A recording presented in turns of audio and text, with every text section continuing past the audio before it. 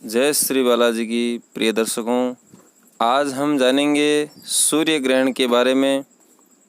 जून 2020 में कब है सूर्य ग्रहण। प्रिय दर्शकों, 21 जून को साल का पहला सूर्य ग्रहण लगने जा रहा है।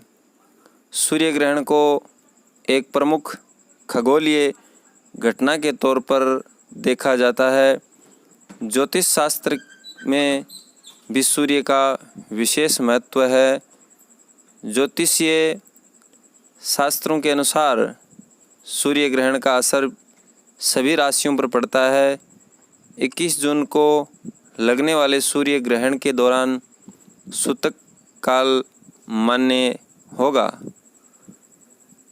जब चंद्रमा सूर्य और पृथ्वी के बीच में आ जाता है और सूर्य की किरणें पृथ्वी पर नहीं पहुंचती है, तो इस स्थिति को सूर्य ग्रहण कहा जाता है। प्रिय दर्शकों, अब जानेंगे सूर्य ग्रहण का सूतक काल क्या है। सूर्य ग्रहण का सूतक काल ग्रहण से 12 घंटे पूर्व लग जाता है। इस दौरान कोई भी शुभ कार्य नहीं किए जाते हैं। सूर्य ग्रहण के समाप्त होते ही सूतक काल भी समाप्त हो जाता है। इसके बाद ही कोई शुभ कार्य करना चाहिए। ग्रहण का सूतक काल 20 जून 2020 की रात्रि 10:09 पर प्रारंभ होगा। सूर्य ग्रहण का समय 21 जून को सूर्य ग्रहण सुबह 10:09 पर प्रारंभ होकर के ये सूर्य ग्रहण दोपहर 1:36 पर समाप्त होगा। प्रिय दर्शकों, अब जानेंगे कि ये ग्रहण कहाँ कहाँ दिखाई देगा। ये ग्रहण भारत के अलावा दक्षिण पूर्व, यूरोप, हिंद महासागर, प्रशांत महासागर, अफ्रीका, उत्तरी अमेरिका एवं दक्षिण अमेरिका के प्रमुख हिस्सों में भी देखा जा सकता है। प्रिय दर्शकों, ये भारत में दिखाई देगा, हमारे यहाँ भी दिखाई देगा। अब हम जानेंगे कि ग्रहण काल में क्या न करें। किसी भी गरीब असहाय व्यक्ति या अपने माता पिता का अपमान ना करे। संभव हो तो उनकी मदद करे या सेवा करे और इसको अपनी आदत भी बना लेवे। शास्त्रों में बताया गया है कि गरीब व असहाय का अपमान करने पर शनिदेव की बुरी नज़र यानी क्रूर दृष्टि उस व्यक्ति पर पड़ती है। शास्त्र के अनुसार ग्रहण के दौरान स्त्री पुरुष प्रसंग से भी बचना चाहिए। इस समय संबंध बनाना अशुभ और परलोक में कष्टकारी बताया है। माना गया है इस समय गर्भाधारण से संतान पर बुरा प्रभाव पड़ता है, ऐसा शास्त्रों का मत है। इस समय शरीर, मन, बुद्धि, चित्त में सामंजस्य बनाए रखना चाहिए। मित्रों, सूर्य ग्रहण में गर्भवती महिलाओं को ग्रहण की छाया से भी दूर रहना चाहिए, क्योंकि ग्रहण की छाया के कुप्रभाव से गर्भधारण जो गर्भस्थ शिशु है उस पर प्रभाव पड़ने का डर रहता है, जो बच्चों की सेहत के लिए नुकसानदेह होता है। ग्रहण काल में गर्भवती महिलाएं एक नारियल हमेशा अपने पास रखे और उसे अपने पास ही रख करके सोए। ग्रहण के दौरान नकारात्मक शक्तियाँ बहुत ही प्रभावी हावी हो जाती है। इस दौरान इनकी शक्तियाँ बढ़ जाती है। ये शक्तियाँ किसी भी को नुकसान पहुंचा सकती है। बेहतर होगा कि ग्रहण काल के दौरान किसी भी सुनसान या शमशान जैसी जगहों पर जाने से बचे। ग्रहण काल के दौरान घर पर ही भजन करें। कोई भी शुभ कार्य करने से बचे, अन्यथा वह कार्य आपके लिए अशुभ बन सकते हैं। घर में कोई मांगलिक या शुभ कार्य ग्रहण काल के दौरान न करें। साथ ही इस दौरान बाल व नाखून काटने से भी बचे। सिलाई, कढ़ाई, भोजन पकाना और खाना पकाना आदि का कार्य भी न करना चाहिए। इससे घर में सुख और समृद्धि नहीं आती है। ग्रहण के दिन घर में या बाहर किसी भी तरह का वाद विवाद करने से बचना चाहिए। इससे घर में जो घर का माहौल खराब होता है, घर में नकारात्मक ऊर्जाएं आती है। साथ ही घर में अशांति आने से पितृगणों की कृपा नहीं मिलती है। ग्रहण के दौरान पितृगणों का ध्यान करें और उनका नाम लेकर के कुछ दान करें।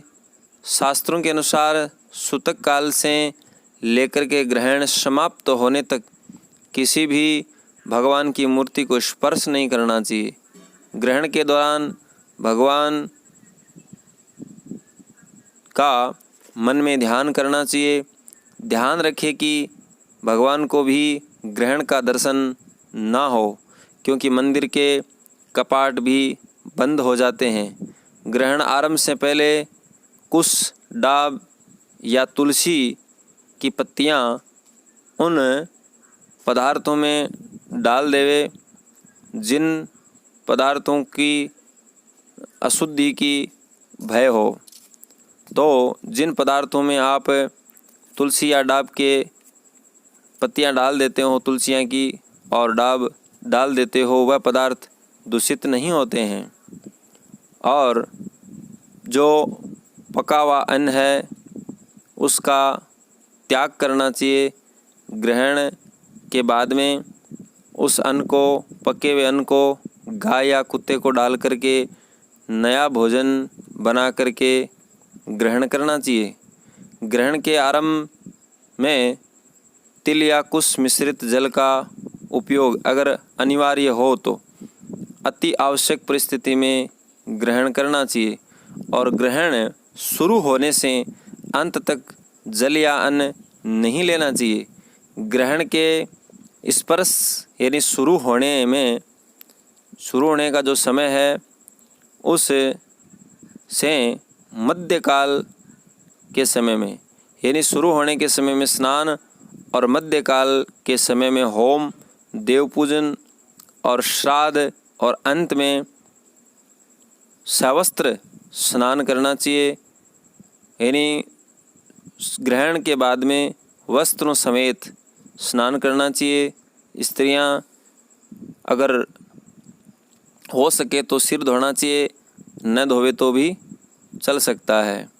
इस प्रकार ग्रहण पूर्ण होने पर जिसका ग्रहण हो या चंद्रमा हो या सूर्य हो तो उसका शुद्ध यानी शुद्ध होने के बाद में बिंब यानी उसका दर्शन करना चाहिए, भगवान सूर्य का दर्शन करना चाहिए और उसके बाद में भोजन करना चाहिए। ग्रहण स्पर्श के समय जो वस्त्रों का आपने स्पर्श किया था उन वस्त्रों को धोकर के शुद्ध कर लेना चाहिए। ग्रहण के समय गायों को घास, पक्षियों को अन्न और ज़रूरतमंदों को वस्त्र आदि का दान देवे तो उसका अनेक गुना पुण्य फल प्राप्त होता है। ग्रहण में जो दिन होता है उसके दिन तिनके, पत्ते, फूल, फल, लकड़ी आदि नहीं तोड़नी चाहिए। बाल व वस्त्र भी नहीं निचोड़ने चाहिए। दंत मंजन भी नहीं करना चाहिए। ग्रहण के समय ताला खोलना, सोना, मलमूत्र त्यागना, मैथुन, भोजन करना, पानी पीना ये सब वर्जित होता है। ग्रहण के समय कोई भी शुभ कार्य या नया कार्य नहीं करना चाहिए। परम पूज्य श्री व्यास जी महाराज कहे, उनके वचन के अनुसार चंद्र ग्रहण के समय जप ध्यान और स्मरण करने से 1,00,000 गुना फल मिलता है और सूर्य ग्रहण के समय जप ध्यान और पुण्य कार्य करने से 10,00,000 गुना पुण्य प्राप्त होता है।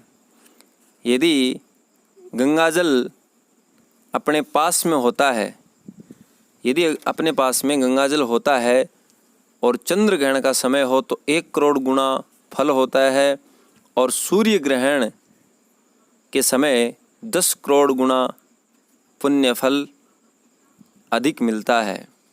ग्रहण के समय गुरु मंत्र, इष्ट मंत्र व भगवान के नाम जप अवश्य करें और मंत्रों को, गुरु मंत्रों को नहीं जपने से, जो नित्य हम मानसिक मंत्र गुरु मंत्र आदि जाप करते हैं, जो नित्य हम जाप करते हैं, अगर वो जाप अगर ग्रहण के समय नहीं करते हैं तो उन मंत्रों में मलिनता प्राप्त हो जाती है।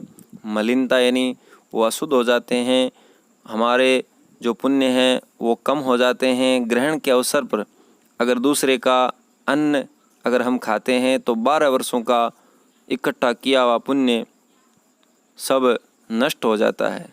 ग्रहण काल में क्या करें प्रिय दर्शकों, इतनी देर तो हमने सुना था कि ग्रहण काल के समय क्या ना करें। अब जानते हैं कि ग्रहण काल के समय क्या करें। ग्रहण काल शुरू होने से समाप्त होने तक मंत्रों का जाप, उपासना, पाठ व मानसिक जाप करना चाहिए।